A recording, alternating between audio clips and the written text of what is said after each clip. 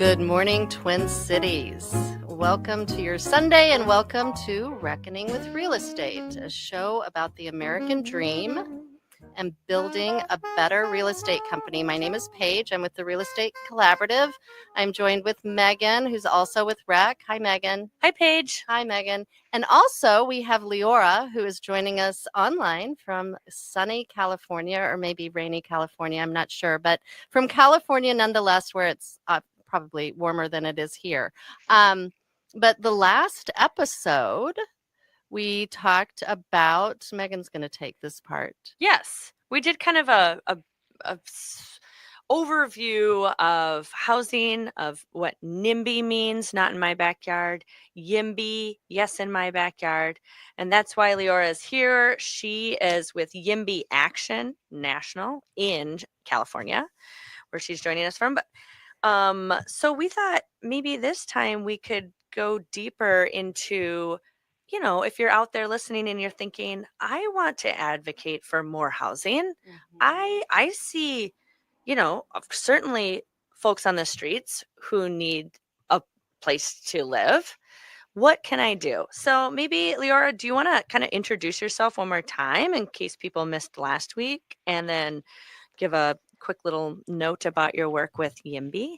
Sure. Hi, everyone. Leora Tanwako-Ross. I'm the California director of YIMBY Action. And that means I organize. It means I'm basically a camp counselor and a cheerleader. And it's a great fun. And if you want to advocate for housing in your town, the first thing you should do is to go to yimbyaction.org, and you should join as a member. You can pay or not. We do have free volunteer options, but the reason why you should do that is because once you do that, you get into our Slack, which is a very exciting place, and it's a place where you can ask people questions, and they can range from like, why is there a big hole in the middle of my downtown with, you know, a half-constructed building that hasn't been touched in 10 years, to, you know, I have a meeting with a planner in my town. What should I ask them? So that's kind of one route. The other route, which if you're kind of a renegade and not a joiner, you should go to your city's website and like click around and see if I'm sure there's meetings that are happening. Read those agendas, maybe go to them. I have to warn you, they're very boring and wonky, but that is where your city is made.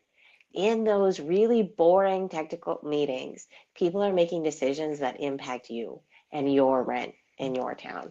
So, you know, go to meetings, see who else is there, talk to those people, talk to the people who work for your city, try to meet with them. And that's how I started. Yeah, no, that's great. And, you know, people can also do things like write letters and emails and do things that are maybe a little easier than going to a meeting, correct? Correct, yeah. Right. The meetings are, you know, I'm thinking, you know, 3:30 downtown St. Paul for city council meetings are hard for a lot of folks to get to. Yeah. Or, you know, at night, you know, the planning commission meetings at 6 or 7. Well, that is difficult. But one easy step for especially people listening in the Twin Cities is you can go to Twin Cities YIMBY and join our list and get involved. We are always sending out information on, you know, different planning commission or our city council meetings where they might be voting on any sort of building project that would increase housing in the Twin Cities, which we all know we desperately need here. So that's another way to get involved. And if you can't go, what's really great about YIMBY Action that we know from being involved in the Twin Cities YIMBY, again, yes, in my backyard, is that we try to make it easy for folks. So if you can't be at the meeting, then we say, here is an email. The verbiage is here for you. You can honestly copy and paste this and send it out. Or if you want to add a little bit of your own information, you can too. But that makes a difference. And I think that, and Leora, you can speak to this as well. I think people think, I don't know, does a phone call or does an email? But when you talk to city council members, mayors, people involved in politics in your city or state, we hear all the time, we need to hear from you. And when you reach out, it does make a difference. Oh, yeah, totally. And if you're talking locally, I mean, there are some towns, especially here, where like the decisions are decided by 12 or 15 votes. Like that means that you as a person, especially if you are friendly and you know other people in town, you can have a lot of power, literally just by yourself. Yep. And it's very cool to go to a meeting. Like if you start talking to start sending emails, start writing letters, like people will come up to you in City Hall. They'll press business cards into your hand. I swear this will happen. And they'll be like, oh, can you please call me? Like, I really want to talk to you. And you're like, okay, yeah, nice to meet you. It's a very empowering experience to be taken seriously, which you should be as a constituent of your town. It's very different than, lobbying in DC or even at the state level. Local politics is incredibly empowering. Yeah, there's when I was doing a little research on Leora and kind of her background and watching videos and stuff, I obviously went down a rabbit hole. I hope you didn't find those college pictures on Facebook. No, I didn't. But I did find your Substack, which I have to say, Megan, you should go look at it. I'll send it to you. It's pretty great. I mean, it's not about, maybe parts of it are about housing, but it's like little short vignettes from your life, which are pretty sweet. And you're a very good writer. My favorite one was, okay, I'm not going to go. When you're at the wedding and you gave the speech about death, that like spoke to me. I'm like, well, that makes sense. Thanks for saying that. That's my most read post. Is it really? Turns out people like to read about death. Yes. I don't think we talk about death and dying enough in this country at all. I think, so I appreciate it that you just put it out there at a celebration of a marriage. Thought that was awesome. But then I saw somebody else's Substack, and I'm not going to remember who this is, but it's about activism, and I really liked it. And maybe wait, Leora, I think this is yours. You can tell me if it's yours or not. It's from a New York Times piece on puzzles and play. Play in general is the practice of seeking and causing mutually desirable sorts of trouble, said Brett Rothstein, a historian of play at Indiana University, Bloomington.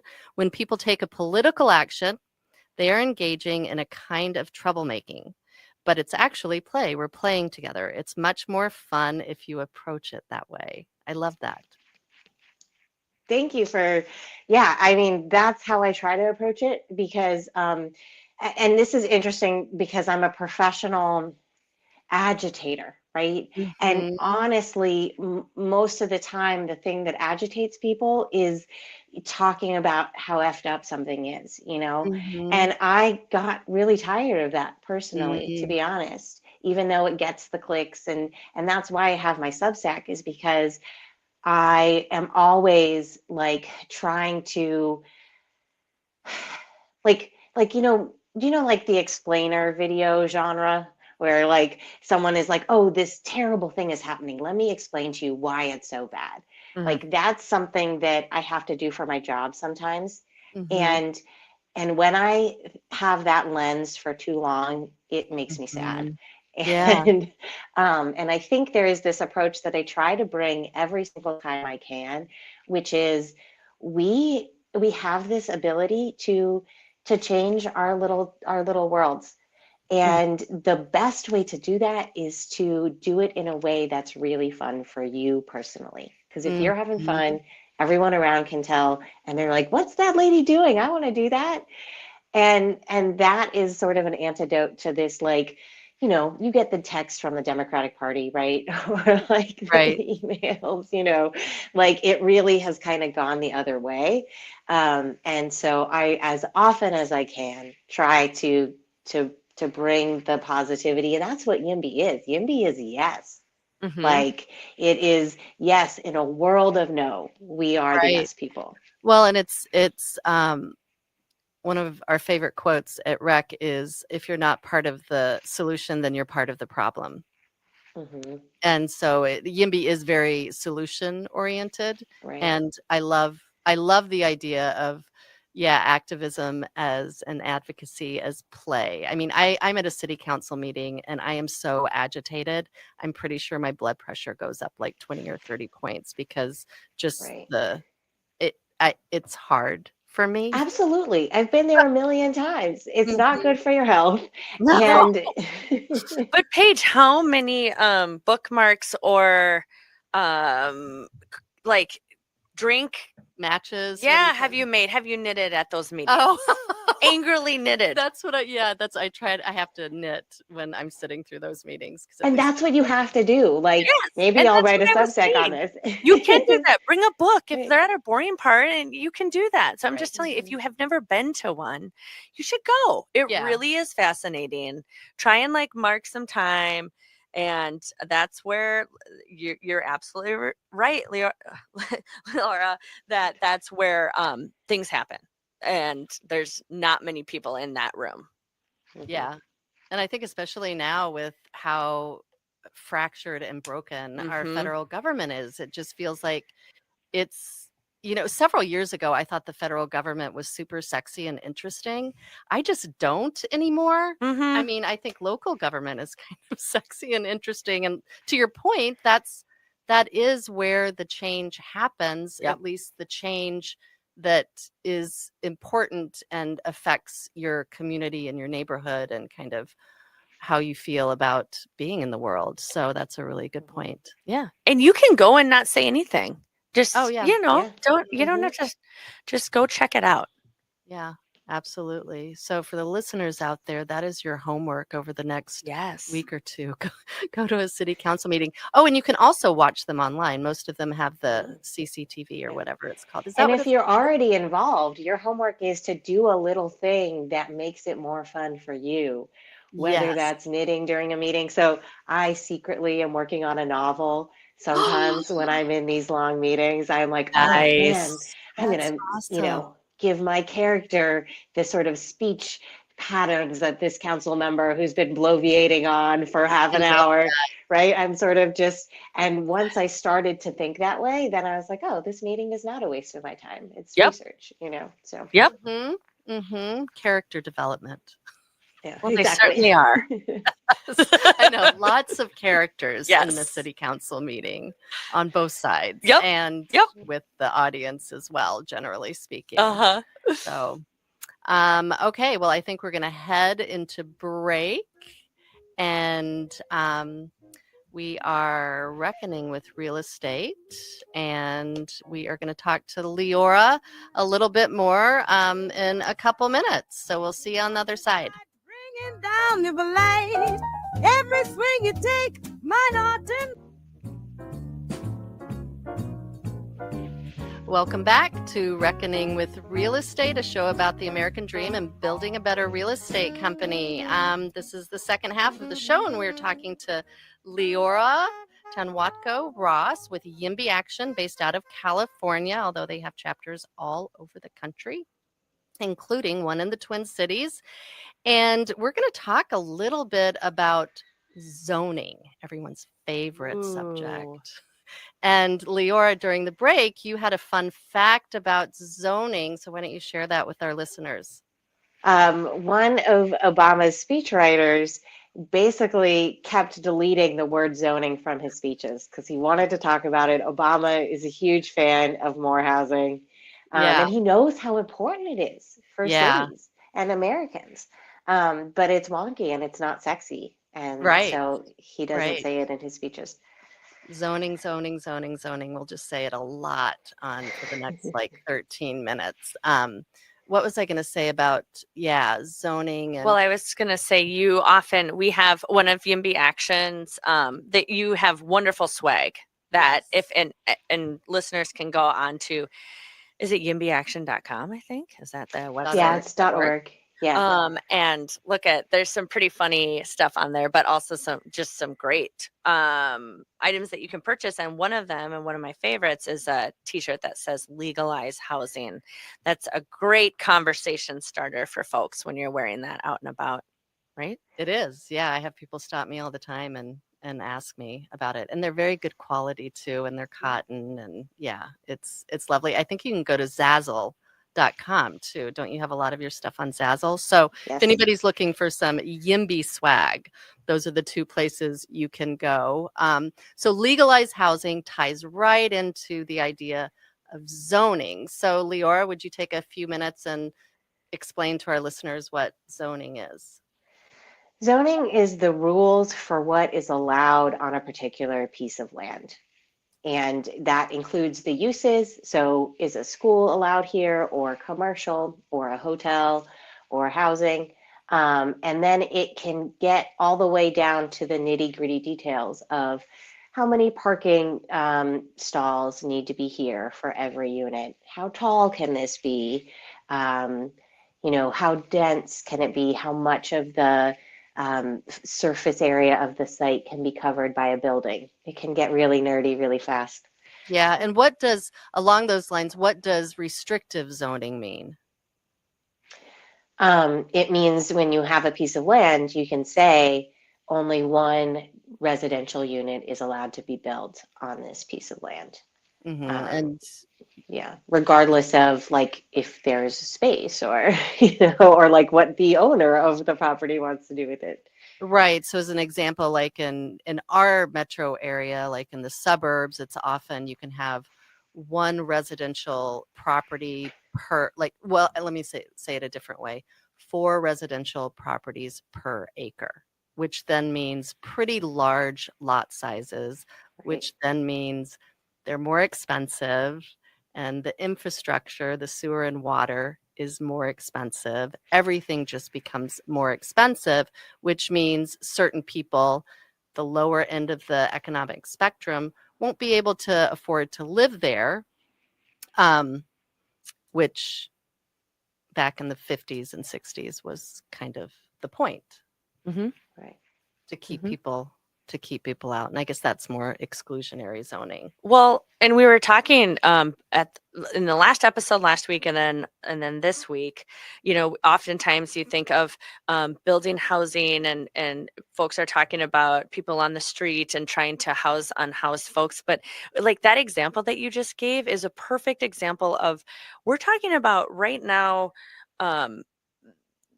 given, if you have an average job and you're living in, really, I mean, thinking about any city in Minnesota, housing, the affordability of homes for anyone is really hard right now.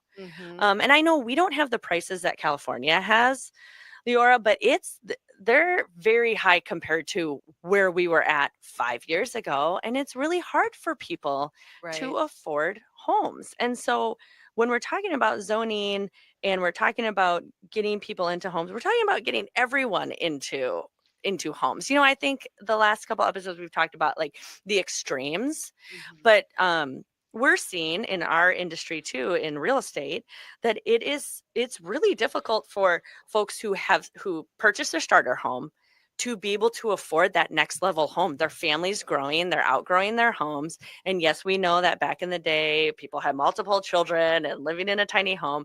But if your choice is to want to go to that next level home, that is unaffordable for certainly many of my friends. And they're still in their starter homes. Yeah. It's a different world out there for home buyers. And yeah, I mean, something that is really striking for me, like when I was learning about all this stuff, right? I was observing how stable my own family was because of my grandmother's purchase of her home, right? And I was like, well, why wouldn't? Yeah, I was reading about these multi-generational houses, right? Usually, sometimes Latino or other I don't know, but people who are like, they have one home and they have a lot of people living there. they have scraped together enough money to buy a plot of land. Why wouldn't they try to build separate spaces for themselves? And the answer is because of zoning. That's Yep. illegal. Yeah. You can't do that. Yes. And it's only recently in, in California and Minnesota where you're like, oh, you can have an ADU, you can have a JADU. Right. And what that means is that you can have your own space even if you can't afford to buy your own home. That's all that Yeah. it means, and this forced crowding. It really is like it's sort of mandated crowding. Mhm. And it's something, as I mentioned in the last episode, I lived with my parents. Right now, I actually live on a YIMBY compound. We have 4 units that the other A families and YIMBY I all, compound. yeah. Tell me more about that. That's so intriguing. A YIMBY compound. That's a new phrase for me. Yeah, we have the main house and we divided it into 3 units. And then we built an ADU. And Wow. so I love there are that. 4 families on the property. And the way that it works is that we all signed a contract that says all the kids who are growing up on the property, so my 2 kids, my sister's kids, they will inherit the property and it will be divided up amongst them. So Mhm. that as we make improvements, we know that we are going to see the value of them Wow. and we don't really have, I mean, I think the issue here, right, is we don't really have a mechanism for selling our piece of it if we wanted to. Yep. Right. Right. Yep. So you're kind of stuck with each other, is what you're saying. we are blissfully stuck with each other, but we have a separate system, right? Yes. Yeah. We like pour all of our love and money into this parcel and then our kids will get it. That's So awesome. that's We're how we figured it out. seeing, and I'm guessing you're seeing it in the Bay Area, and I know other markets are probably seeing it too, where unrelated families are going in, and we work a lot in St. Paul, and there are a lot of big houses like turn of the century mansions. And we just recently sold one to 3 different families, and they bought the same house. And so it's not Wow. separated out necessarily into 3 separate apartments, but it's like Mhm. 6,000 square feet, I think. It's large. It's really large, but they, it's basically co-housing to Right. make the Well, housing and more that's affordable. something I want to tell people who block things that are not single family homes in their neighborhood, right? It's Right. like you have this vision of single family homes, but people are creative. Yeah. We're gonna figure it out. And so what you think you want to be a single family home may not be, because Right. we are communal creatures and we need housing to survive. So, Yep. so we should have options that are real options and not just like, oh, I can live in this wing of the house, or this area, right? Right. It's Yep. yeah. Yeah. I mean, I think, people, to your point, are just getting more creative in their housing solutions, kind of out of necessity, but there are probably some Absolutely. Yeah. really good consequences that come out of that. Well, and like we were talking before, we need to advocate for zoning changes, Yeah. but that is going to take time. So in the meantime, you do need to get creative. And we were talking about, you had an example of getting very Yeah. creative around the Yeah. world. Yeah, you were going to talk about the Japanese model for zoning, I think. Yeah, so you asked me to explain zoning like 5 minutes ago, and I did it in a very American way, right? I Okay. was like, there are these separate things. This came through in the 1970s. I learned this in my urban design background, right? It's like you need to separate the uses. And that is Right. not how Japanese does it at all. They are kind of different uses are ranked according to level of nuisance. So Mhm. residential houses are the lowest level of nuisance, and they can be anywhere. It's like a countrywide overlay of residential zoning. Wow. Because Okay. yeah, and then the higher in nuisance that the zoning is, so industrial uses are Yeah. the most nuisance, right? And so they are only allowed in specific areas. But the low nuisance zones are everywhere. Oh, Isn't that wild?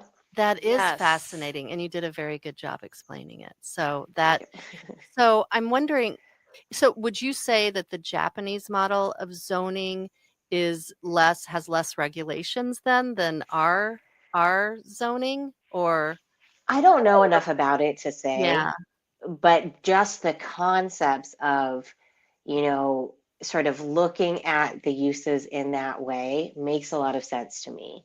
Mm-hmm. And it is more flexible and allows people to build better cities, I think, given the Yeah. Japanese cities, than our way of looking at things I in mean, it America. sounds to me like then it lets the private market decide, like, kind of where the housing is. Yeah, where do people want to live? Yeah. It, Mhm. yeah. Yeah, that's fascinating. Well, I think at some point we'll do a show about the different models of zoning and housing throughout the world, Mhm. because people do it differently. Europe does it differently than the Yeah, United I States. mean, the other key part of Japanese zoning is that it's all done at the federal level. Which And will never happen here, probably. But on that note, we're going to wrap it up. Thank you, Leora, so much for joining us today, and we hope you join us again. And everyone else who's listening, we will see you next.